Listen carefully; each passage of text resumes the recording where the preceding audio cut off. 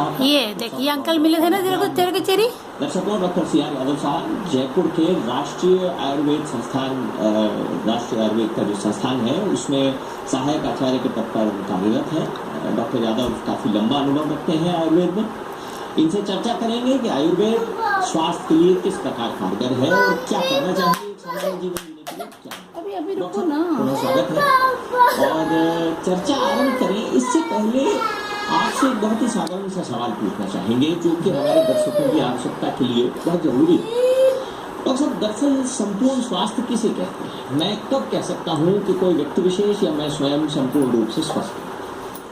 संपूर्ण स्वास्थ्य की जो संकल्पना है या परिकल्पना है उसी को स्थापित करने के लिए जी आयुष विभाग, जिसे आपने बताया कि इसके अंदर आयुर्वेद, यूनानी, जी सिद्धा जी और ये सारी पद्धतियाँ काम करती हैं। हाँ। संपूर्ण स्वास्थ्य की जब बात आती है तो उस तरीके से नहीं होता है कि मेरे को कोई बीमारी नहीं है अच्छा तो उसको हम संपूर्ण स्वास्थ्य करेंगे। संपूर्ण स्वास्थ्य का मतलब है मैं शारीरिक रूप से, जी मानसिक रूप से जी और मैं आध्यात्मिक रूप से अगर स्वस्थ अनुभव करता हूँ हाँ। तब जाकर के संपूर्ण स्वास्थ्य की परिकल्पना होती है जी और उसी को एस्टेब्लिश करने के लिए आयुर्वेद का बहुत इम्पोर्टेंट रोल हो जाता है। जी।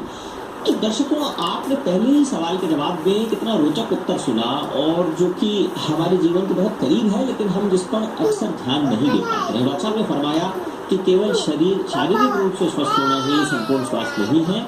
आप मन से और आध्यात्मिक रूप से यानी कि आत्मा की तरफ से आप पूरी तरह से शांत हो, आपका स्वास्थ्य अच्छा हो, उसको संपूर्ण स्वास्थ्य कहते हैं। चर्चा जारी रखते हैं और डॉक्टर साहब से ये जानते हैं कि आयुर्वेद संपूर्ण स्वास्थ्य को प्राप्त करने में किस प्रकार से कार्य करता है। इसमें दो तरीके की बातें हैं। आयुर्वेद का अगर जैसे कोई भी शास्त्र बना उसका एक प्रयोजन होता है कि ये क्यों आना चाहिए सिस्टम में और ये किस तरीके से काम करता है। आयुर्वेद की अगर मैं बात करूँ तो वहाँ पे लिखा है सबसे पहले कि सबसे पहला जो मेन इम्पोर्टेंट है स्वास्थ्य से स्वास्थ्य रक्षण, यानी कि प्रिवेंटिव एस्पेक्ट को सबसे ज्यादा जोर देता है। उसके बाद आयुर्वेद क्यूरेटिव एस्पेक्ट की बात करता है।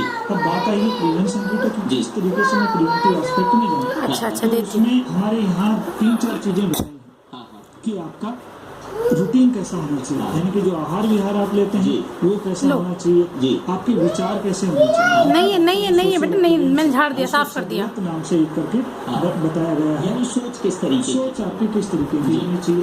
रूटीन में भी अगर बात करूँ तो आयुर्वेद में इतना अच्छा है कि आपकी दिनचर्या नहीं है बेटे, मेरी डेली रूटीन किस तरीके की होनी चाहिए और मेरी सीजनल यानी कि ऋतु के अनुसार, अब गर्मी है फिर बरसात आएगी। अच्छा रुको। इसमें भी दिन के हिसाब से